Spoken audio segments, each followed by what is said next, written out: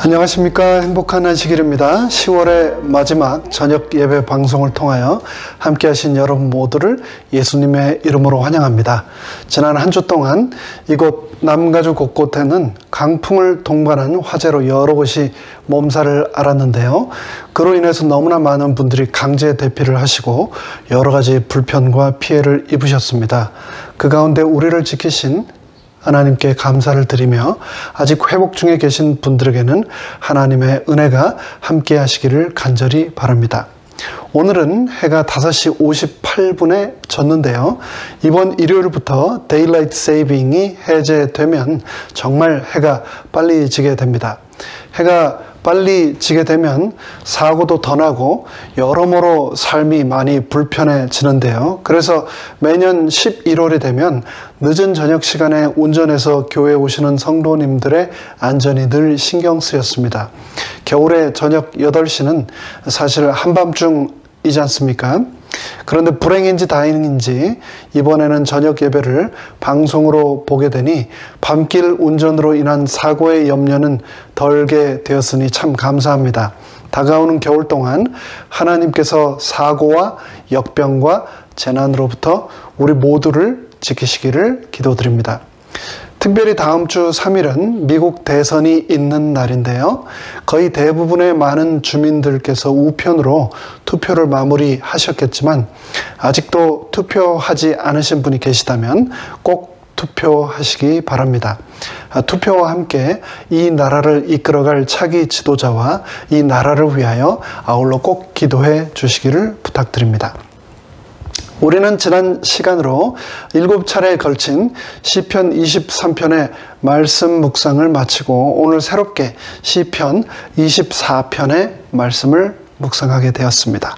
말씀을 펼치기 전에 다 함께 머리 숙여 성령님의 인도하심을 다 함께 잠시 구하겠습니다. 하늘에 계신 저희들의 아버지 하나님, 하나님께서 나의 삶의 주인이시고 하나님께서 나의 삶 가운데 기쁨과 감사가 충만하기를 원하신다는 것을 저희는 잘 알고 있습니다. 그럼에도 불구하고 그렇게 살지 못하는 우리를 불쌍히 여겨 주시옵소서. 오늘 시편 24편을 통하여 하나님께서 우리에게 말씀하실 때에 주시는 그 말씀이 내 가슴 속에 메아리가 되게 하시고 또 깊이 새겨지는 말씀이 되게 하셔서 나의 삶이 감사와 기쁨으로 충만하도록 은혜 베풀어 주시옵소서. 모든 말씀 예수님의 이름으로 간절히 기도드립니다. 아멘. 오늘의 본문 시편 24편의 말씀을 읽겠습니다. 땅과 거기 충만한 것과 세계와 그 중에 거하는 자가 다 여호와의 것이로다. 여호와께서 그 터를 바다 위에 세우시며 강들 위에 건설하셨도다. 여호와의 산에 오를 자 누구며 그 거룩한 곳에 설 자가 누군고 곧 손이 깨끗하며 마음이 청결하며 뜻을 허탄한 데 두지 아니하며 거짓 맹세치 아니하는 자로다. 저는 여호와께 복을 받고 구원의 하나님께 의를 얻으리니 이는 여호와를 찾는 족속이요 야곱의 하나님의 얼굴을 구하는 자로다. 7절입니다. 문들아 너희 머리를 들지어다. 영원한 문들아 들릴지어다. 영광의 왕이 들어가시리로다. 영광의 왕이 뉘시며 강하고 능한 여호와시여 전쟁에 능한 여호와시로다. 문들아 너희 머리를 들지어다. 영원한 문들아 들릴지어다. 영광의 왕이 들어가시리로다. 영광의 왕이 뉘시며 만군의 여호와께서 곧 영광의 왕이시로다. 아멘. 오늘 우리는 시편 24편을 본문으로 여호와의 산에 오를 자라는 제목으로 이 시간 말씀을 나누겠습니다. 시편 24편은 예루살렘이 위대한 성이 되는 것을 축하하는 노래입니다. 예루살렘이 어떻게 위대한 성이 되었는가에 대하여 오늘의 본문은 사무엘하 6장과 역대상 15 25장과 같은 역사적 배경을 가지고 설명하고 있습니다. 특별히 부조와 선지자 70장 다윗의 치세 편에서 그 내용을 자세히 다루고 있는데요. 오늘 함께 그 모든 내용을 살펴보도록 하겠습니다. 다윗은 여부스 사람들에게서 시온 산성을 뺏은 후 법궤를 그것의 임시 거처였던 기랏 여아림에 있는 오벳 에돔의 집에서 예루살렘 성읍에 자신이 마련해온 천막으로 옮기기로 결정하였습니다. 이에 따라서 그는 그 행사를 위하여 의식을 준비하였으며 그 중요한 의식의 일부분으로 시편 24편을 불렀습니다. 시편 24편은 총 10개의 구절로 구성이 되어 있는 축가인데요. 이 축가는 두 부분으로 다시 나눌 수 있습니다. 첫 번째 부분은 1절에서 6절까지로 법궤를 든 행렬이 고지를 올라가기 전 산 기슭에서 부른 노래이고, 두 번째 부분은 7절에서 10절로 법궤를 든 행렬이 예루살렘 성문 앞에서 부른 노래입니다. 특별히 7절에서 10절은 핸델의 오라토리오 메시아의 제2부에 나오는 문들아 너희 머리를 들지어다 라는 감동적인 합창곡의 가사로 사용되기도 했습니다. 자, 그럼 한 절씩 살펴보도록 하겠습니다. 다윗의 시, 땅과 거기 충만한 것과 세계와 그 중에 거하는 자가 다 여호와의 것이로다. 하나님은 온 땅의 창조주이시며 주인이기 때문에 땅과 거기에 속한 모든 것과 거기에 거하는 모든 거민에 대한 소유권을 가지고 계십니다. 한국 재계의 큰별 이건희 회장이 지난 25일 일요일 서울 삼성병원에서 사망했습니다. 그의 사망만큼이나 큰 뉴스는 현행 한국 상속세 및 증여세법상 이재용 부회장이 이건희 회장의 지분을 상속하기 위해서는 최대 65%의 세율을 적용받게 된다는 것인데요. 상속세만 무려 11조 원에 달하게 된다는 뉴스 기사를 여러분들도 접하셨을 겁니다. 전 세계 사람들의 집집마다 손마다 삼성이라는 로고가 찍힌 제품을 들게 만든 인물 이건희. 생전에는 세상의 모든 것이 다 그의 것처럼 보였지만 그가 사망하자 나라의 법에 의하여 자그마치 65%나 되는 재산을 나라에서 상속세로 거두어 간다는 것이 저에게는 놀라움이었습니다. 결국 그의 소유권은 그의 사망과 함께 그의 손을 떠나게 된 겁니다. 이번 미국 대통령 선거를 통해서 저는 사람들이 왜 그토록 대통령 후보들의 공약과 정책에 그토록 민감한가를 자세히 알게 되었는데요. 그 중에 하나는 바로 후보들이 제시하는 세금 정책 때문이라는 것을 알게 되었습니다. 후보에 따라서 상속세, 재산세, 더 나아가서 이 법인세뿐만 아니라 세금 환급 정책이 틀려도 너무나 틀리고, 그래서 우리의 일상에 지대한 영향을 미치며, 그래서 우리가 그들의 정책에 그토록 민감할 수밖에 없다는 것을 알게 되었습니다.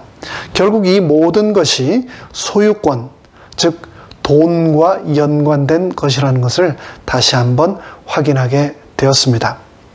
이 세상에는 사람들은 더 많은 것을 소유하기 위해서 정말 열심히 삽니다. 말 그대로 물불을 가리지 않고 살아가지요.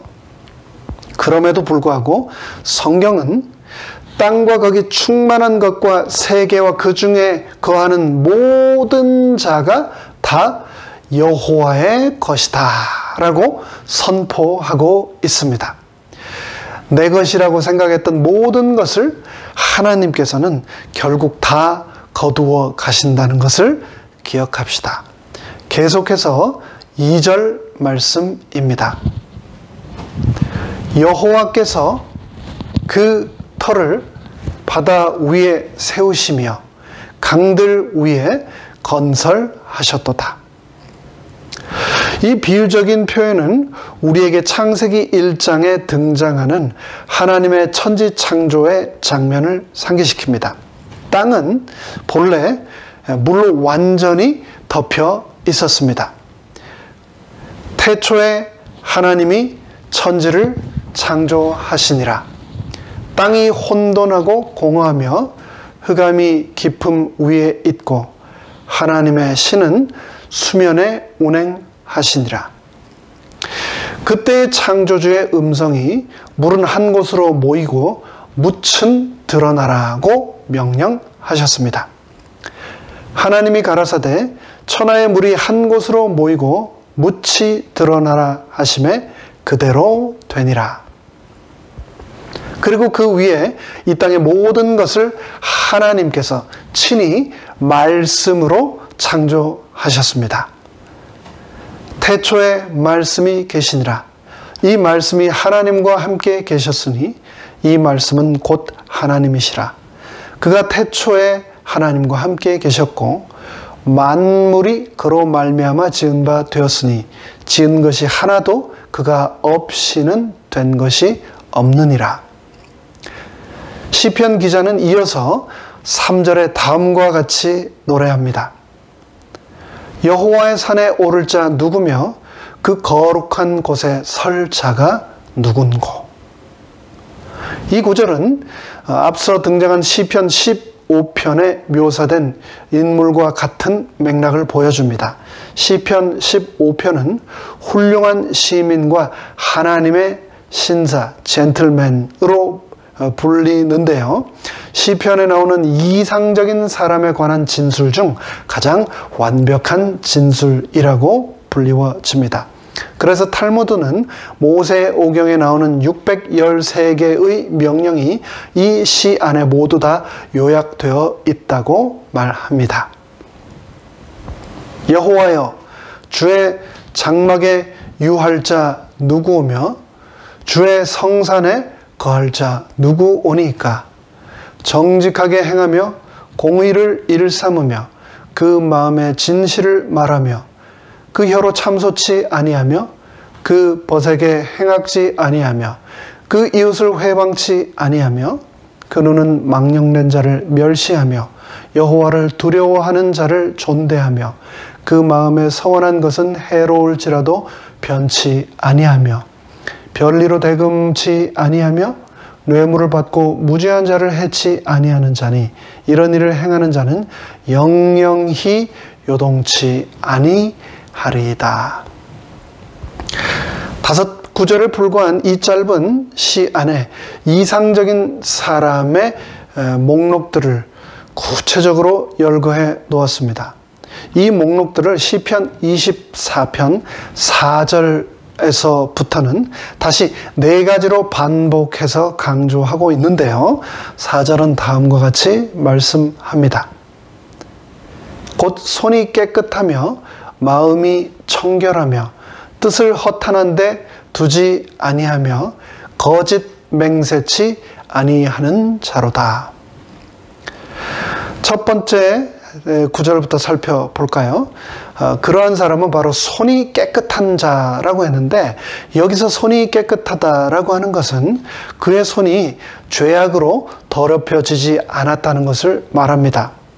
손은 활동의 도구이므로 깨끗한 손을 갖는다는 것은 곧 올바른 삶, 정직한 삶을 산다는 것을 의미합니다. 결국 깨끗함은 세상에서 가장 강력한 영향력이 된다라고 말하는 것인데요. 이에 대하여 잠언은 다음과 같이 또 말씀합니다. 그 손의 열매가 그에게로 돌아갈 것이요 그 행한 일을 인하여 성문에서 칭찬을 받으리라. 그리고 이어서 시편도 다음과 같이 말씀합니다. 그러므로 여호와께서 내 의를 따라 갚으시되 그 목전에 내 손에 깨끗한 대로 내게 갚으셨도다. 이어서 두 번째로 마음이 청결한 자를 말하고 있는데요. 시편의 저자는 외형적으로만 순응하는 것은 참신앙이 아니다라고 말합니다. 그는 참신앙은 마음을 다스리며 또한 순결한 생각과 신실한 동기를 유발시킨다고 강조합니다. 이 구절은 후에 예수님께서 한 마음이 청결한 자는 복이 있나니 저희가 하나님을 볼 것이며 라고 하는 말씀의 기초가 되었습니다. 순결은 하나님 나라의 시민에게 요구되는 기본 조건입니다. 오직 마음이 순결한 사람들만이 위에 있는 저 하늘에 있는 예루살렘에 들어가게 될 것이기 때문입니다. 그래서 재림교회 성경 주석은 의인은 하늘문을 통과할 수 있는 입장권이다라고 말하고 있습니다. 그래서 시편 118편은 또 다음과 같이 말합니다. 내게 의의 문을 열지어다. 내게 들어가서 여호와께 감사하리로다. 이는 여호와의 문이라. 의인이 그리로 들어가리로다. 이어서 세 번째로 또 뜻을 허탄한데 두지 아니한다라고 했는데요. 이 구절을 킹 제임스 버전에서는 자기 영혼을 허탄한 것을 향해 들지 아니한다라고 번역했습니다. 그렇다면 여기서 허탄한 데는 어디일까요? 히브리어로 허탄하다는 단어의 원어 샤우는 가치 없는 것, 즉 가치 없는 우상들을 가리키는데 사용되었습니다. 또한 거짓 의견들, 거짓 맹세, 하나님의 이름을 망령되이 일컫는 것 등을 나타내는데도 이 단어는 사용되었습니다. 우리 인생에서 우상만큼 허탄한 것이 있을까요? 그럼에도 불구하고 우리는 그것들을 의지하고 소유하기 위해 우리의 소중한 인생을 허비하는 경우가 너무나 많습니다. 경건한 사람은 허탄한 것, 거짓된 것, 이 세상에 잠시 있다가 영원히 소멸될 우상을 쫓지 않고 오직 진실하고 참된 것만을 사모하며 자신의 뜻을 여호와께 둔다고 말을 합니다. 그리고 마지막으로 그러한 자는 거짓 맹세치 아니하는 자라고 말합니다. 하나님께서는 모세에게 하나님의 산, 시인의 산에 친히 나타나셔서 손으로 직접 쓰신 계명을 그에게 주셨습니다. 그 율법의 9번째 계명은 다음과 같이 말합니다. 내 이웃에 대하여 거짓 증거하지 말지니라. 이에 대하여 재림교회 성경 주석은 다음과 같이 아주 소상하게 덧붙여 설명합니다. 아테네에서 거짓 증거는 무거운 벌금형에 처해졌다. 이 범죄를 3번 저지르면 그는 시민권을 박탈당하였다. 로마의 12동판법은 이 범죄자를 타르페이아 바위에서 밀어 떨어뜨리는 형벌에 처하도록 했다. 애굽에서는 이 범죄자의 코와 귀를 절단하는 형벌을 가했다. 십계명의 이 금지 조항은 다른 사람의 품성을 어둡게 하고 그의 동기를 오보하며 그의 명성을 떨어뜨리는 악평을 함으로 흔히 범해진다. 너무도 많은 사람들이 동료들을 찬양하고 칭찬하는 일에는 더디고 재미없어 한다. 그들은 다른 사람의 행실에서 흠을 찾고 그들의 동기를 판단하며 그들의 노고를 비난하는 데서 좋지 못한 스릴을 느낀다. 불행히도 많은 사람들이 이러한 가상적 소문을 듣는데 열심을 내기 때문에 스릴은 증가하고 험담을 퍼뜨리는 사람의 이기적이고 죄된 자아는 올라간다. 이 계명은 또한 무죄한 사람이 부당하게 중상모략을 당할 때 침묵을 지키는 사람에 의해서도 범해질 수 있다. 험담에 대해 어깨를 으쓱거리거나 눈썹을 치켜뜸으로써 범할 수도 있다. 개인적인 이득을 얻기 위해 또는 어떤 다른 목적을 위해 어떤 식으로든 엄연한 진리를 가감하는 자들은 거짓 증거의 죄를 범하는 것이다. 진리를 억압함으로써 자신 또는 다른 사람에게도 손해를 입히는 것도 거짓 증거이다. 재림교회 성경주석 출애굽기 20장 16절에 대한 해설의 말씀이었습니다.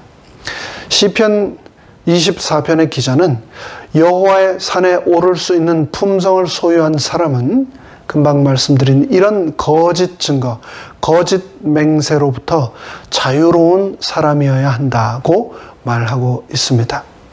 이어서 이런 퀄리피케이션을 가진 자들이 어떤 축복을 받을 것인가에 대하여 이어서 5절은 다음과 같이 노래합니다.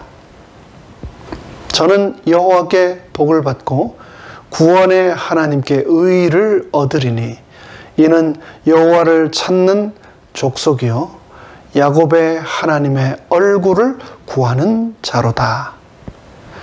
4절에서 말씀한 곧 손이 깨끗하고 마음이 청결하며 뜻을 허탄한 데 두지 아니하며 거짓 맹세하지 아니하는 자는 여호와께 복을 받고 하나님 여호와의 호의와 친절을 받을 자격이 있다고 말하고 있습니다.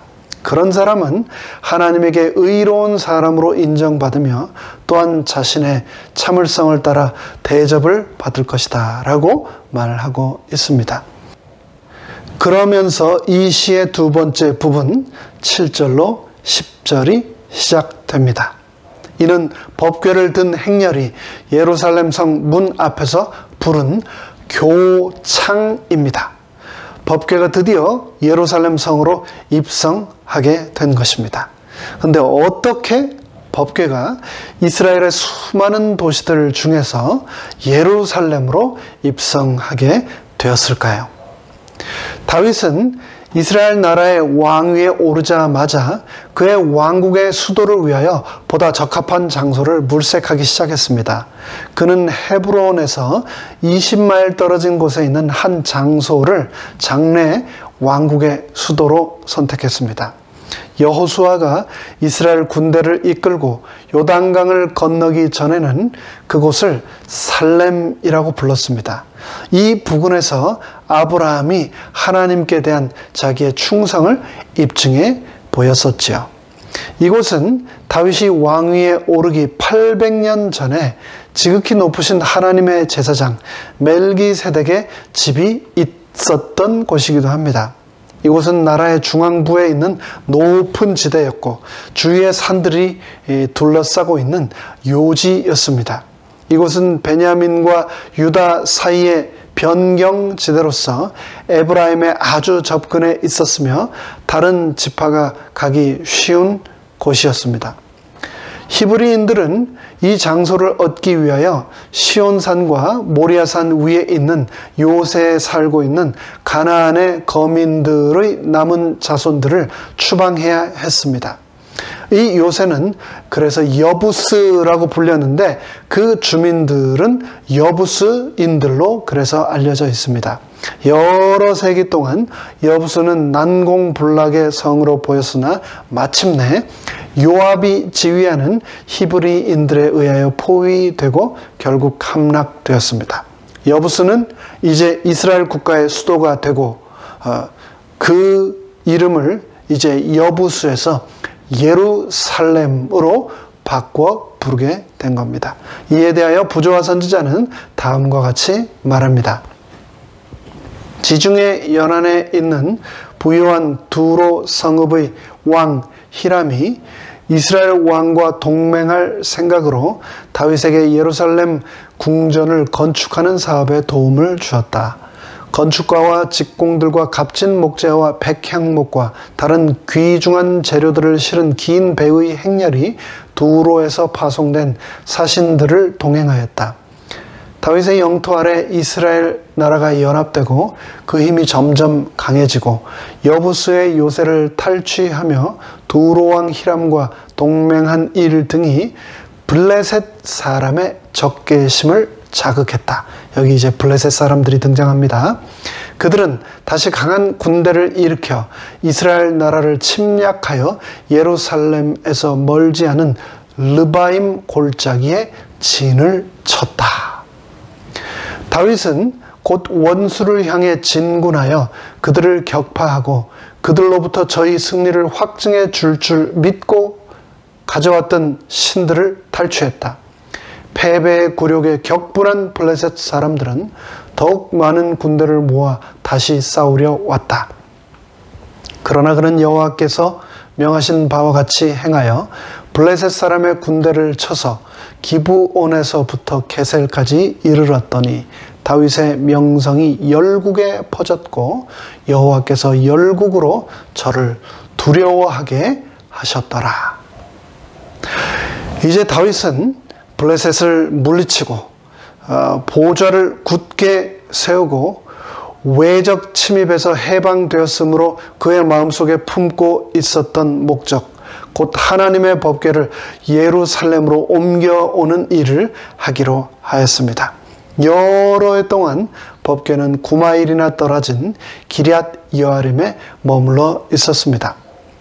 다윗은 이스라엘의 지도자 3만 명을 이 일을 위하여 소집하였습니다. 이는 법궤를 운반하는 일을 매우 기쁘고 당당하게 보이도록 하기 위함이었습니다. 백성들은 그 부름에 즐거이 응답했고 대제사장은 성직에 있는 그의 형제와 방백들과 각 지파의 지도자들과 함께 기럇 여아림으로 모였습니다. 다윗은 거룩한 열심으로 불타올랐습니다. 법궤를 아비나답의 집에서 소가 끄는 새 수레에 실은 다음 아비나답의 두 아들이 법궤를 끌었습니다. 이스라엘 사람들은 기쁨의 환성을 외치고 즐거움의 노래를 부르며 악기 소리의 곡조에 맞추어 커다란 소리를 내며 법궤 뒤를 따랐습니다. 엄숙한 기쁨으로 거대한 행렬이 산과 골짜기를 따라 나 있는 거룩한 성읍을 향해 가는 길을 메웠습니다. 그런데 뜻하지 않은 비극이 갑자기 밀어 닥쳤습니다. 저희가 나곤의 타작 마당에 이르러서는 소들이 뛰므로 웃사가 손을 들어 하나님의 궤를 붙들었더니 여호와 하나님이 웃사의 경솔함을 인하여 진노하사 저를 그곳에서 치시니 저가 거기 하나님의 궤 곁에서 죽으니라. 기뻐하던 군중들은 순식간에 공포에 사로잡혔습니다. 다윗은 깜짝 놀랐고 몹시 당황했습니다. 그는 법궤를 하나님의 임재의 상징으로 영화롭게 하려고 노력하였습니다. 그런데 하나님께서는 왜 갑자기 무서운 형벌을 내려 기쁨의 때를 슬픔과 애통의 시간이 되게 하셨을까요? 웃사의 죽음은 가장 명확한 명령을 범한 데 대한 하나님의 형벌이었습니다. 여호와께서는 모세를 통하여 법궤의 운송에 대한 특별한 명령을 주셨습니다. 아론의 후손인 제사장들 외에는 아무도 법궤를 만지거나 덮여있는 그 법궤를 열어서 볼 수 없도록 되어 있었습니다. 행진할 때 아론과 그 아들들이 성소와 성소의 모든 기구 덮개를 필하거든 고핫 자손이 와서 맬 것이니라. 그러나 성물은 만지지 말지니 죽을까 하노라. 회막 물건 중에서 이것들은 고핫 자손이 맬 것이라. 하나님께서는 고핫 자손이 와서 그 법궤를 맬 것이다 라고 말씀하시면서 그러면서 동시에 분명히 경고하셨습니다. 그 법궤는 절대 만지지 말라고요. 그리고 그것을 만질 경우에는 반드시 죽을 것이다 라고 말씀하셨습니다.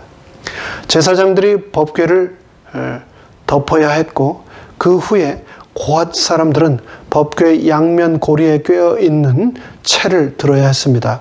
그들은 그 채를 결코 빼지 말아야 했습니다. 그런데 기럇 여아림에서 법궤를 옮겨 올 때 이 같은 여호와의 명령을 직접적으로 무시했고, 거기에 대해 아무런 핑계도 그들은 할 수 없었습니다. 다윗과 그의 백성들은 성스러운 사업을 수행하기 위하여 즐거움과 자원하는 마음으로 그 일에 동참했으나 여호와께서는 그 봉사를 받으실 수 없었습니다. 그것은 마치 가인이 드린 제사처럼 하나님의 명령에 순종하지 않은 제사였습니다. 그들은 하나님의 뜻에 대한 명확한 방법을 기록으로 가지고 있었지만 그 모든 명령을 지키는데 게을리함으로 하나님께 욕을 돌렸습니다. 특별히 부조와 선지자는 웃사의 죽음에 대하여 다음과 같이 아주 분명하게 기록하고 있습니다. 웃사에게는 오만이라는 큰 죄가 놓였다. 하나님의 율법을 범함으로 율법의 신성성에 대한 그의 감각이 둔화되었다. 웃사는 고백하지 않은 죄를 가진 채 하나님의 금령에도 불구하고 감히 하나님의 임재의 상징에 손을 댔다. 하나님께서는 부분적 순종이나 조심성 없는 태도로 당신의 계명을 취급하는 일을 간합하실 수 없으시다. 하나님께서는 웃사를 벌하심으로 온 이스라엘 백성들로 하여금 당신의 요구에 엄격히 유의해야 할 중요성을 명심토록 하시고자 하셨다.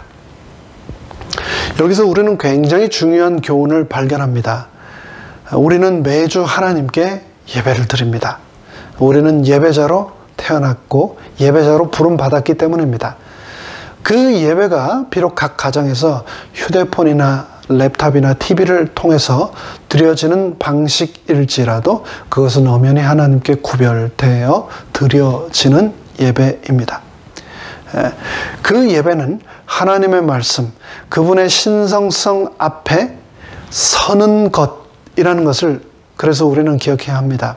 예배를 통하여 우리가 하나님 앞에 설 때 내 안에 웃사처럼 고백하지 않은 죄가 있다면 하나님께서는 분명히 그 죄를 웃사에게 물으신 것처럼 나에게도 물으신다는 것을 우리는 기억해야 합니다.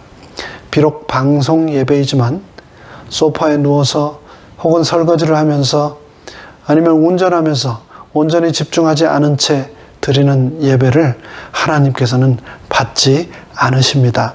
예배는 하나님께 드리는 제사라는 것을 꼭 기억하십시오. 그렇기 때문에 예배에 임할 때 나의 모든 죄를 하나님 앞에 고백하고 두려움과 떨림으로 예배에 경건하게 임하여야 하겠습니다. 다윗은 법궤를 자기의 곁에 모시는 것이 안전하지 않다고 생각하고 그 법궤를 지금 있는 그곳에 그대로 두기로 결심하였습니다. 자기의 마음이 하나님께 전적으로 의롭지 않다는 것을 느낀 다윗은 웃사의 죽음을 보고 자기의 어떤 죄가 그에게 형벌을 가져오지 않을까 하여 법궤를 몹시 두려워하였습니다. 가까운 곳에 법궤를 안치할 장소를 발견했으니 그곳은 가드 사람 바로 오벳 에돔의 집이었습니다. 오벳 에돔은 다윗과 달리 기뻐 뛰면서 순종하는 자에게 주시는 하나님의 은총의 보증으로 거룩의 상징인 법궤를 환영하였습니다. 온 이스라엘의 주의가 이제 가드 사람과 그 권속에게 몰렸고 모든 사람들은 법궤가 그들과 잘 지내는지를 주목하여 바라보았습니다. 사무엘하 6장은 다음과 같이 말씀합니다. 여호와께서 오벳 에돔과 그 온 집에 복을 주시니라. 여기서 우리는 너무나 선명한 대조를 보이는 두 사람을 만나게 됩니다. 두려워하는 다윗, 그리고 기뻐 순종하는 오벳 에돔. 우리는 오벳 에돔을 통하여 참된 예배자의 모습을 찾을 수 있습니다.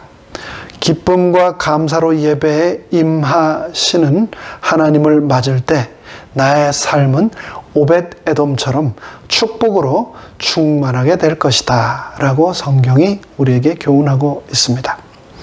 오벳 에돔의 집에 내린 은총은 다윗에게 다시 법궤는 그와 그의 백성에게 축복을 가져올 것이라는 희망을 가지게 했습니다. 석 달 후에 다윗은 다시 법궤를 옮기기로 결심하고 이번에는 여호와의 명령을 일일이 세심하게 수행하기 위하여 최선을 다하였습니다. 다시 국민의 지도자들이 소집되었고 큰 무리가 가드 사람의 집 주위에 모였습니다.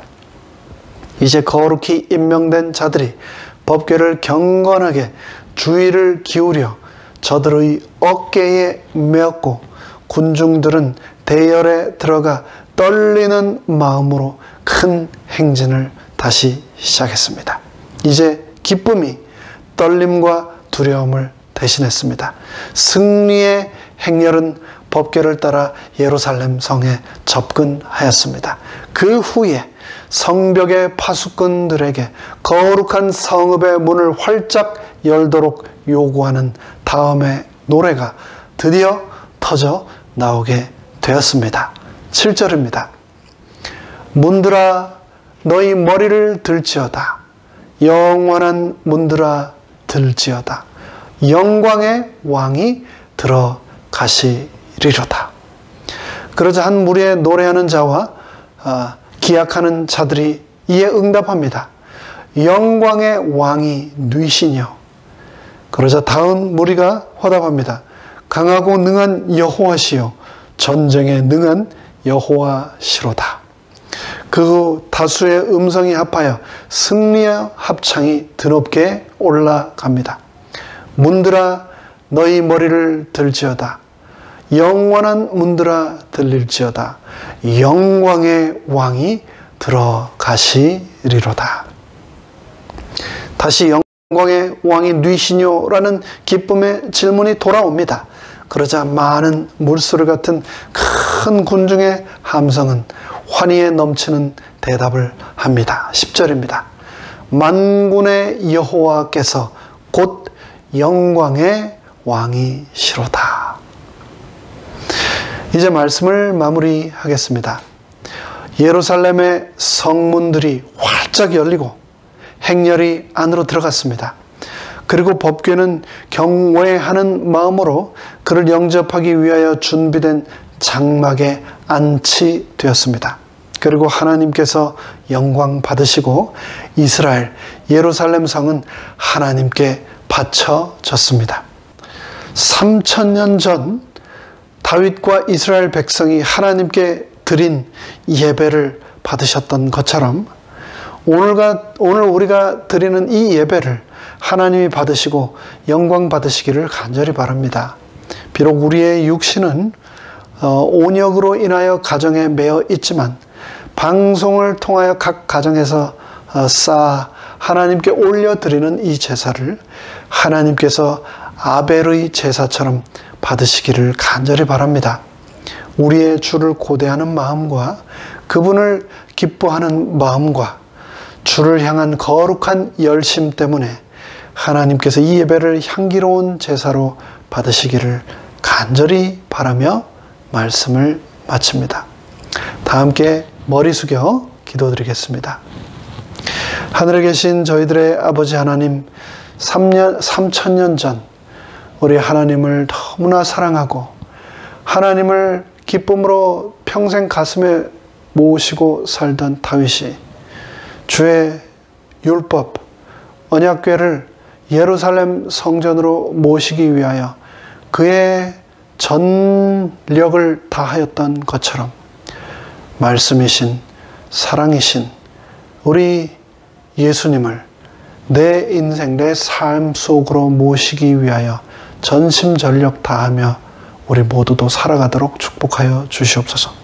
주님이 내 마음에 들어오심으로 나의 삶이 감사와 은혜와 기쁨으로 충만하도록 하나님 은혜 베풀어 주시옵소서. 모든 말씀 예수님의 이름으로 간절히 기도드리옵나이다. 아멘.